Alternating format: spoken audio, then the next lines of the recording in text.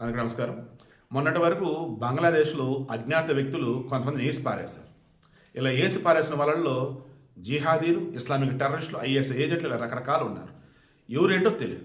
Coming to Canada, coming to America, ఇలా చెప్పుకుంటూ పోతే భారతదేశానికి సంబంధించి ఎవరైతే సంఘ విద్రోహశక్తులుగా తయారవుతున్నారో, భారతదేశం మీద ఎవరైతే విషం చిమ్ముతూ ఉన్నారో వీళ్ళని అదును చూసి మరి విదేశాలలో లేపి అవతల పడేస్తున్నారు.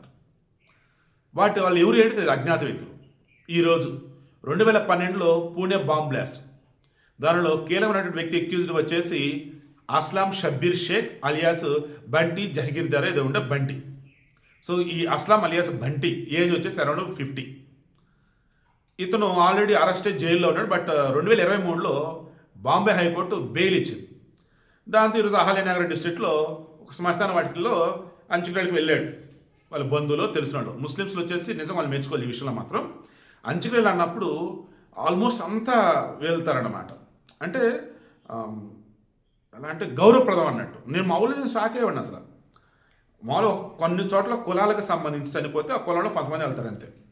బట్ ముస్లింల విషయంలో మాత్రం ఒక ముస్లిం చనిపోయారంటే ఆల్మోస్ట్ అంతా వెళ్తారు. ఇంటికి ఒకళ్ళైనా సరే వస్తారనమాట. అండ్ వాళ్ళు మార్చి మోస్తూనే ఉంటారు. మన దగ్గర మళ్ళీ అలా కాదు. ఆ ఇంటోళ్ళే, ఆ పేరు గల్లోళ్ళే, ఆడావాడి. సో విషయం ఏంటంటే, సరే వెళ్ళాడు, అంచుకళ్ళకి వెళ్ళాడు. అంచుకళ్ళ నుంచి తిరిగి వస్తున్నాడు బరేళ్ళ గ్రౌండ్ నుంచి. లేపు అవతల పడేశారు. సేమ్ బైక్ మీద ఇద్దరు వచ్చారు, షూట్ చేశారు. చుట్టుపక్కల సౌండ్కి కొంతమంది వచ్చారు, ఈ లోపల వెళ్ళిపోయారు. ఇంక ఇతను తీసుకొని ఆసుపత్రి పట్టుకెళ్ళారు. డాక్టర్లు కష్టమయ్యి అన్నారు, చనిపోయాడు. ఇతను ఎక్యూజ్డ్ పూణే బాంబ్ బ్లాస్ట్ సంబంధించి. బట్ బెయిల్ మీద హ్యాపీగా బయట ఉన్నాడు.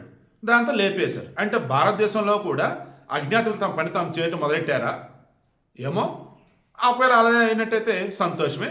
ఎందుకంటే చట్టం చేయలేని పనుల్ని ఇదిగో బయట అజ్ఞాత వ్యక్తులు చేస్తూ ఉన్నారు. ఇటువంటి వాళ్ళనే మన వాళ్ళు హీరోలు అంటూ ఉంటారు. నేనైతే దేవుడు అంటూ ఉంటాను. మరి మీరేమంటారు కింద కామెంట్లో తెలియచేయండి.